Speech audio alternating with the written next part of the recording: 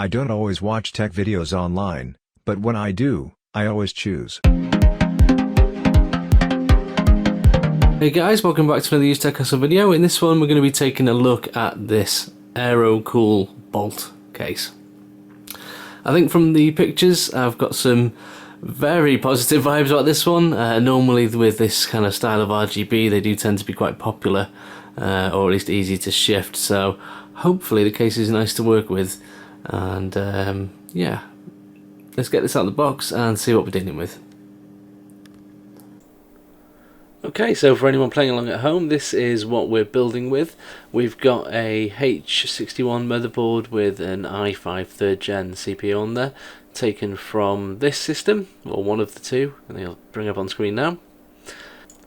And as you can see, they've got a nice graphics card there. That is actually an R9380X 4GB, which I picked up for an absolute steal. Just needed some replacement fans, which was like £6 from China, so boom. And we've got an AT bronze certified PSU there as well, 500 watts, which should be plenty for this system. Nothing too exciting, but it should make something pretty decent in the end, and hopefully with this case it should look pretty good too. Be a pretty straightforward flip. Anyway, let's carry on. Alright, so let's have a closer look at this case. Initial impressions out of the box, it looks very stylish. I like the front of it. There's no space for any drives or anything, of course, but it does look pretty cool. I think we know that white strip is going to light up, which should look nice. It's an acrylic side, so no glass here, which I know there are a number out there who do prefer that. At the top, got the usual array with a removable sleeve for the fans there. You can fit a 240 at the top there, I think. And obviously you got USB 3 and everything else you'd expect. Let's have a look around the back.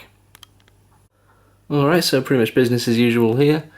It doesn't come with a fan included, which is quite cool, but I do believe it's not RGB. I don't really plan on doing an awful lot with extra lights in this one, but well, we'll see how the mood strikes later on. But if you haven't guessed already, obviously this is a mid-size case, so you can fit plenty of motherboards in there. Although I'm not going to be filling out much of that space with my build. It looks pretty good. We've got obviously a bulge at the side here for cable management. Let's whip off the sides, I think, and see what's going on back there and what's going on the inside as well. So here we are on the inside, and as you can see we've got a nice little package with some screws, a PCI blanking plate and some instructions, which is always refreshing to see. I've got the fan included, which is Molex, as well as the usual PWM. And yeah, looks like at the front we've got space for 3 fans, 120mm. A couple more down here. Well, yeah, definitely useful. Nothing really to shout home about, but it's exactly what I'd expect. The hard drives, I believe it supports 2 3.5s and 2 2.5s, so pretty much typical for this size of case. Let's whip it over and see what we've got for cables.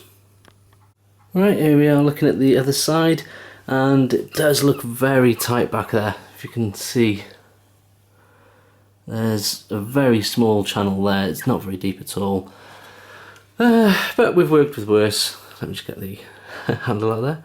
But yeah, I suppose we'll just have to see how it goes. Fingers crossed with a bit of planning, it shouldn't be too hard to keep in check. And of course we do have the recess in the panel here as well, so they've got a little bit more breathing space there. Anyway, I suppose the next thing to do is to actually crack on with the build and get all these parts inside. Let's go.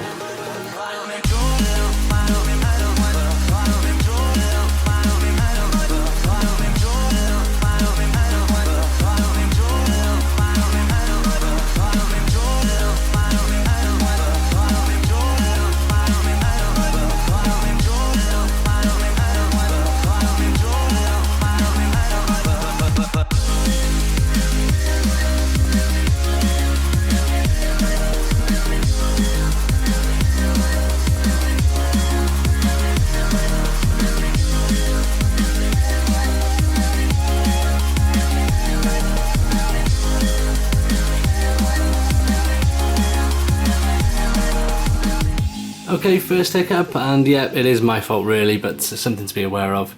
The space for the cable for the ATX power, there is none, basically. So you do need to feed that through before you put the motherboard in, which obviously I didn't. So yeah, just something to note. Well, so far so good. It's all going very smoothly. I've got the motherboard in there. Now I moved the motherboard to actually get that ATX cable in there. That was kind of a pain, but there we go. It's all wired up. Front panel's all done. The actual connectors themselves are all very straightforward. One thing I will cover at this point is, because this is so similar to the CIT, I can't quite remember the name, oh sorry, no, the Rainbow R3 case, where it has that strip on the front. A lot of people are asking how does that connect and whatnot. Well, this appears to be the same. There's actually no controller that I can see for the RGB.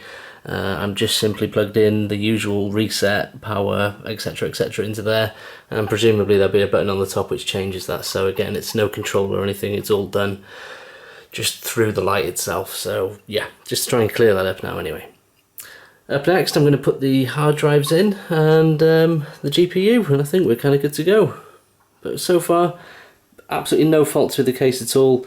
Plenty of room to work with. You do need to plan a bit more ahead than perhaps I did. Looking at the top there, I think there could even be space for a radiator in this configuration if I did want to use one. Definitely at the front as well. Yeah, so far, thumbs up. It does feel quite cheap to work with, but then the price, I suppose, has to reflect that. So far, pretty much everything at this price point has that same kind of tinny feel, but once everything's in there and it's all built, who's to say otherwise? It's perfectly fine. Anyway, let's crack on. Right, another thing to note as I'm trying to put the hard drives in, I now realise the power supply now needs to come out because these screws go in through this angle here. So I need to kind of get into there to screw the hard drive in. Good times. Never mind. It's one of those things. I suppose being male, I don't read the manual, so yeah, it's just something to be aware of. Right, so status update. The well, computer's ready to go. We've got the GPU in, all went in very smoothly. The back pieces were quite easy to pull off, and like some we have to bend for ages. And yeah, overall, as far as the building experience goes, no complaints at all. I think obviously the form factor is going to help just because it gives it lots of room to build with, but from the case's point of view, it certainly didn't hinder anything. Other than my own lack of planning, not being aware that I needed to put those through, which, you know, I could have maybe have seen, and obviously with the hard drive screws having to go through where the power supply goes, it's something I could have just avoided by simply reading the manual, and I didn't, so I can't really hold that against it. Anyway, let's get the side on and, well, take it for a spin and see what it's like. Hopefully that RGB effect is pretty cool. Right, here it is in its all built up glory. It's a bit dark in here, so hopefully we should see the RGB effect kick in, and well, hopefully the PC works. Let's try the old power button. Typically I need to change the power supply, or at least turn it on. There we go. And there we go. I do like how that looks. I'll turn the light off so you can get a bit more of effect. There you go, things are working there as well. Oh, I think something's hitting a fan in there. I'll sort that out. But yeah, as far as the case goes, looking good. Now let's see how we can change that colour. Ah, okay, I see it. Yep, there we go.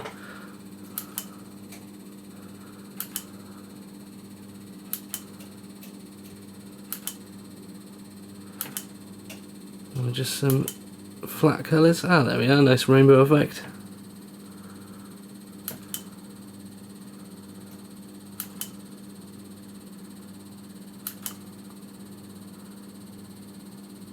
The breathing effect.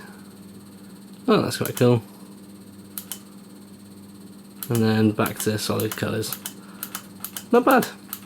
I mean, pretty much typical, exactly what you'd expect, but yeah, the effect looks pretty good.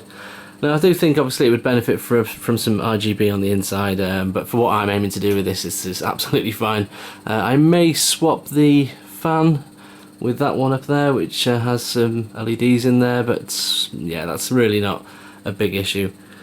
Yeah, I suppose my thoughts on the case. definitely worth the money. I paid a pretty good price for it, it seems. Currently I think they're a little bit more, around about £30 mark. Still, I would say if you need something with a bit more room and still plenty of room for a decent sized GPU and enough hard drives, etc., then yeah, this is definitely one I would recommend. Simple to use, loads of fan space, really what more could you ask for? Now I will quickly get this set up with Windows and I'll install a couple of benchmarks and we can see what this thing's like under load. Now it's a bit strange I suppose because I haven't got a kind of flat point for this, so it's just something that you may be interested in or not, just to see what the temperatures are like in there when there's a bit of stuff going on. Bear in mind it is just a stock cooler, etc., so things won't be amazing, but yeah, everything seems like there should be enough room to breathe, so it shouldn't be too bad at all either. Let's find out. Actually, before I get to that, I just had to turn the light off and yeah, it's pretty cool. Would be nice to have a halo fan at the back, but there we go, it is what it is. The effect itself though, yeah, I think it's pretty damn snazzy.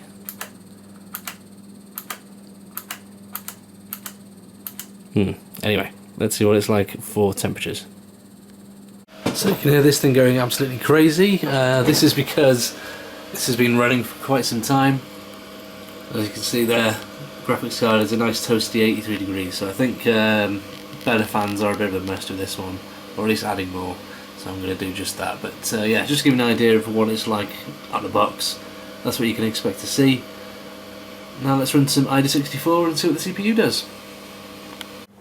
Now for the CPU temperature, ID64 has been running away for about 12 minutes now, and yeah, it's nice and quiet actually, to be fair. I think it's the GPU that makes most of that racket, so I'll probably still end up sticking another fan in there, but yeah, not too bad. So I guess that's it for the Aero Cool Bolt. I think it's pretty cool. I've got to say, for the size and how easy it was to work with and how it looks, the end result, and obviously there's a lot of potential there as well to add a lot more. Yeah, very, very happy with it. I would definitely recommend this one if you're looking for something a bit bigger. If you don't need anything quite this big, then the CIT7 is a really good alternative. That always looks really smart and is definitely cheaper usually. Yeah, I guess that's it. This is a big thumbs up from me. Anyway, if you have liked this video, then do consider subscribing or at least saying hello in the comments. I'd love to hear from you. I just want to say a big thank you to everyone. The channel has recently hit 1,000 subscribers, which is incredible. So yeah, thank you very much, guys. I really do appreciate it. I hope you enjoyed the video, and I'll see you in the next one.